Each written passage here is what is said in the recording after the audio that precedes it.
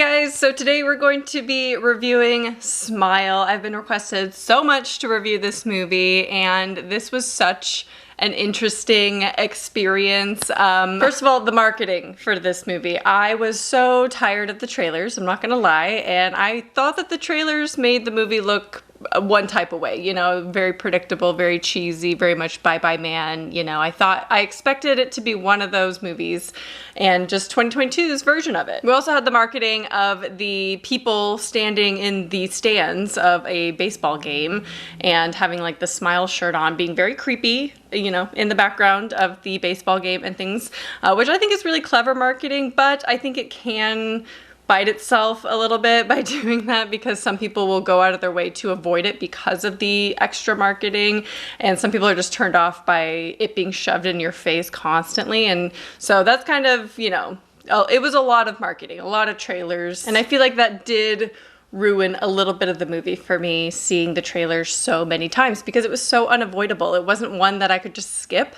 It was definitely one I had to sit through multiple times. So yeah, I had a certain expectation going into Smile, full of jump scares, just your very run-of-the-mill average horror movie. And sometimes those can be just as, if not more, entertaining than like a really well done artsy-fartsy movie, you know? Sometimes we're just in the mood for like just pure raw entertainment, and we just don't care how well it's acted or how well the story pans out or anything like that. We just want like a good scare. We just want a good, entertaining popcorn type movie. Like Bye Bye Man, like I mentioned, Wish Upon, these just like really rewatchable, for some reason, horror movies that are like technically bad. I don't even want to say bad, but they don't actually bring anything new to the genre. You know what I mean? They're not like standouts. They're just fun movies, and I do stand by Smile still kind of fitting in that, but it is definitely much more than I anticipated. So after witnessing a bizarre traumatic incident involving a patient, Dr. Rose Cotter starts experiencing frightening occurrences that she can't explain. As an overwhelming terror begins taking over her life, Rose must confront her troubling past in order to survive and escape her horrifying new reality. So Smile was originally intended to be a straight-to-streaming movie. It was just going to be put on Paramount Plus, and that was going to be that. And they got a much better reception from the audiences at screenings, and so they decided to do a theatrical release. I do think that was the better choice. I think obviously Smile is making a lot of money. I think it's #1 in the box office the weekend it came out, this last weekend, which is fantastic. I don't care if I like a movie or not. I love to see a good original horror do really well at the box office. Like with The Black Phone, I didn't care that I personally didn't like it. I loved seeing it be so successful. But it definitely would have gone way too under the radar for what it actually was if it was just a straight to streaming release. I think that would have been so damaging, and no one really would have watched it, because it's on Paramount Plus, and no offense, that's one of the worst streaming services out there. So it's just not a favorite. So I'm gonna start by saying that I liked Smile more than I thought I was going to. It's so much more than the like run-of-the-mill popcorn movie I was expecting. However, I did not like most of the movie, which is very strange. I feel like this movie pans out in 3 different parts. There's like 3 sections to it, the beginning kind of being what you see in the trailer. Pretty much everything you see in the trailer happens in the beginning of the movie, and it's just very like, you know what to expect, predictable jump scares, things like that. And then the second part of the movie turns into like a detective movie. It's kind of like her trying to figure out this curse and the cause and the origin of it. And then the third part of the movie, wild good time. Was not expecting any of that to happen, and it was just so weird in such a good way that it was so surprising to me. Like, I did not think this movie had it in them to surprise me at all. Like, I thought throughout like over half the movie, I'm like, very predictable. All right, where's the horror really? Like, is the horror just jump scares? Is that all we're really getting? Absolutely not. You got the ending, and it's a weird one. Now, most of the horror from Smile definitely does come from jump scares, I'm not gonna lie.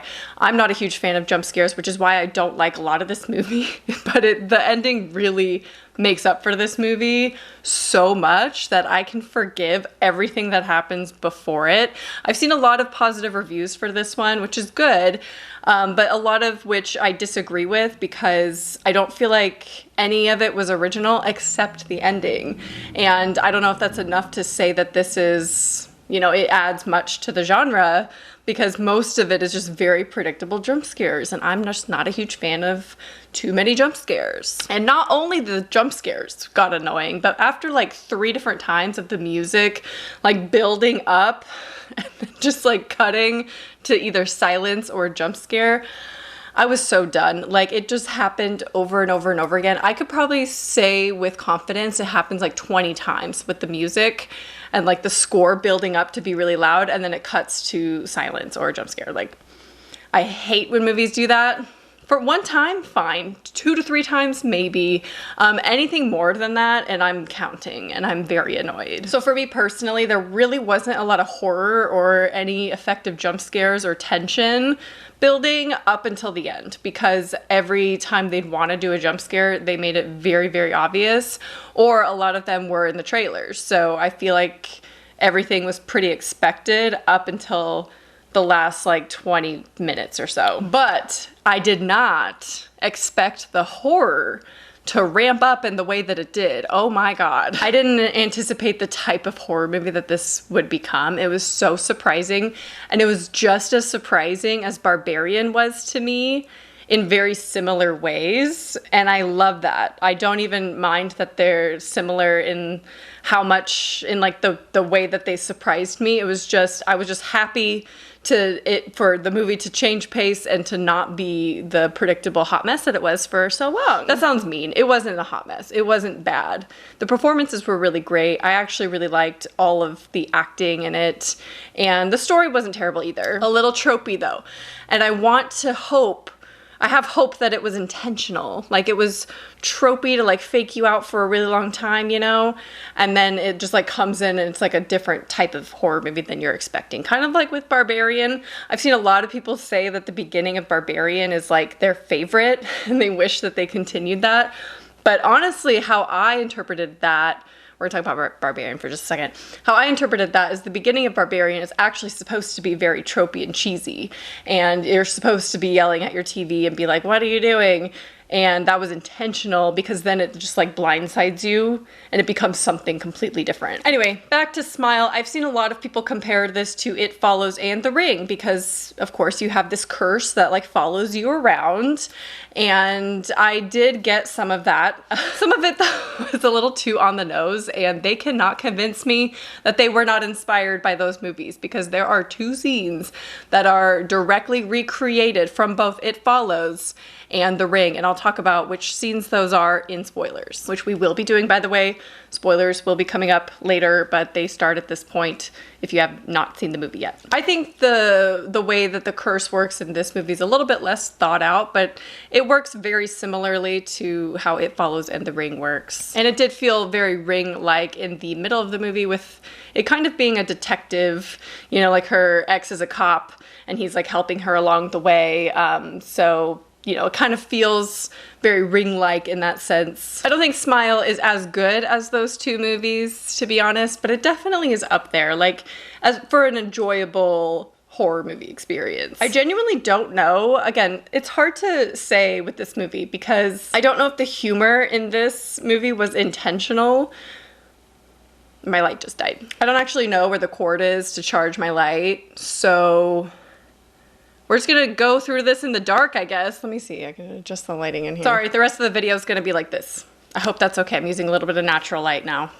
Anyway, I'm not sure if the humor in Smile was intentional, because if it was, great. I think that's funny. But I was laughing at multiple parts, and I'm not sure if I was supposed to be, and that could completely change an opinion of a movie if it was intentionally done. Same thing with like the cheesy jump scares throughout most of the movie.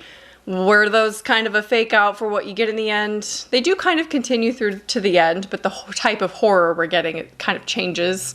So it's hard to say if it's intentional or not. If it's intentional, this movie gets, you know, higher rating from me, but if it's not, I don't really know. I will understand if a lot of people don't like this movie because it is a little bit cheesier, a little bit more average run-of-the-mill. It was decently executed. It was entertaining to watch, but I don't love the jump scares. I don't love the booming music cut to silence. And to me, it really cheapened the movie. And because it happened so many goddamn times, I was just so over it.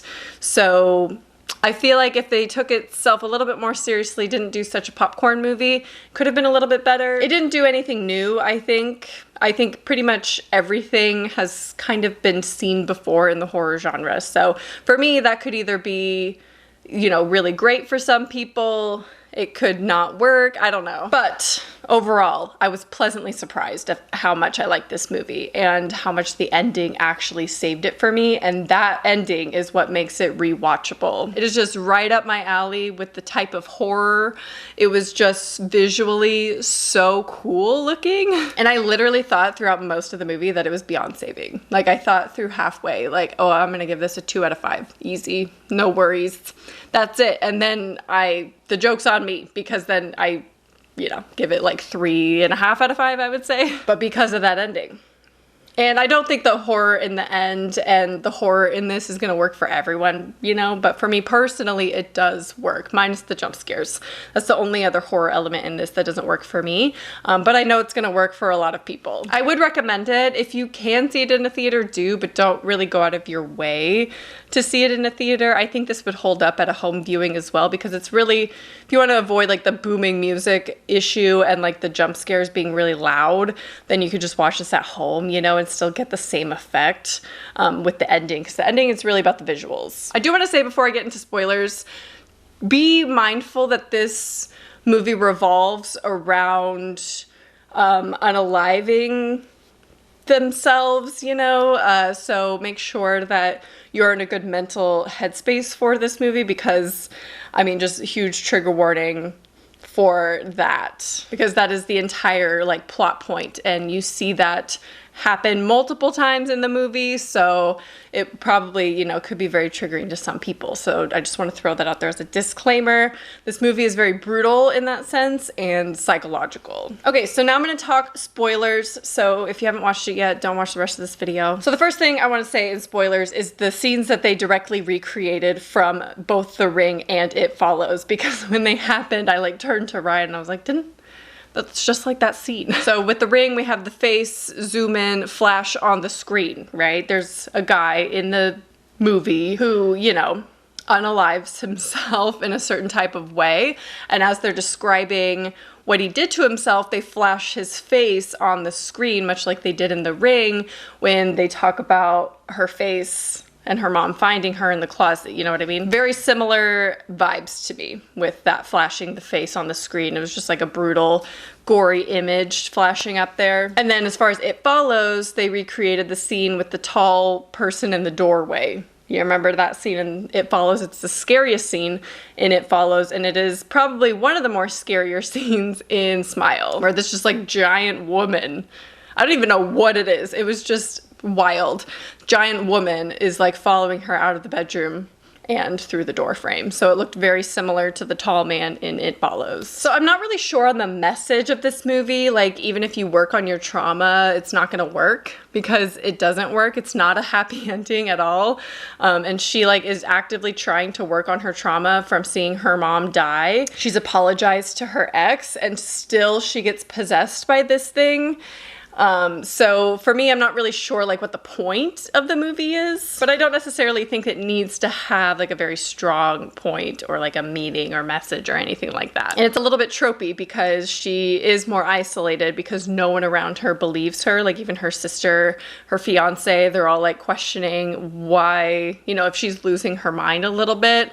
So that's, again, something that's been done before many times. It's very tropey. Specifically the scenes in the end where she's dealing with this monster thing, this giant woman who's like representing her mom, right? There has to be some deeper meaning involving trauma and things like that, because it does involve, you know, killing oneself and PTSD and things like that. But when the monster thing like opens its skin and it just has 5 mouths, oh my God. Or when it crawls into her by way of her overly stretched mouth, jaw, anything with a wide open mouth is gonna be scary to me. Like, I really genuinely feel like the horror in the end of this is so effective for me. When it's like crawling in her stretched mouth, you only see it from like the side view, but oh my God. Also, I personally really like when movies don't have happy endings. You know, I like when it's a little bit more believable. Like, why should she escape? Why should she be the one to escape? And they definitely built it up for a sequel because, of course, her ex was in the room when she ended her life in the end, and set herself on fire. So I think that there is potential here for like a series, maybe a trilogy, I don't know, at least a sequel, which I would watch, honestly. I think that these could be a fun little series of movies where we have different storylines involving very similar plot points, just different characters, you know, and trying to break this curse. I think it could really work. And people seem to be really into this movie, which is great because it's an original horror, and I think it had a lot of potential, so I'm really happy to see it doing well. I would love to hear your thoughts if you've seen the movie Smile. Definitely caught me off guard. I was not expecting to like it as much as I did. Highly recommend it if you can see it, or you could just wait for it to be streaming. I assume it's going to come onto Paramount Plus because it's done by Paramount. It was originally supposed to go on Paramount Plus, so you could wait for streaming. I think it's still be just as effective, but I think it's great to support original horror when we can, and I was really excited about this movie, honestly. And I'm gonna say that 2022 has been one of my favorite years for horror movies in my lifetime. Like, that's saying a lot. There are so many fantastic, amazing horror movies this year, and it just makes me so happy as a fan to see all of them. Oh my gosh. But yeah, I'd love to hear your thoughts on Smile, and if it caught you off guard or if you ended up liking it, even if most of it was really, really cheesy and jump scare filled. It's still a fun movie. So yeah, leave a comment down below. I hope you enjoyed, and I'll talk to you soon. Bye.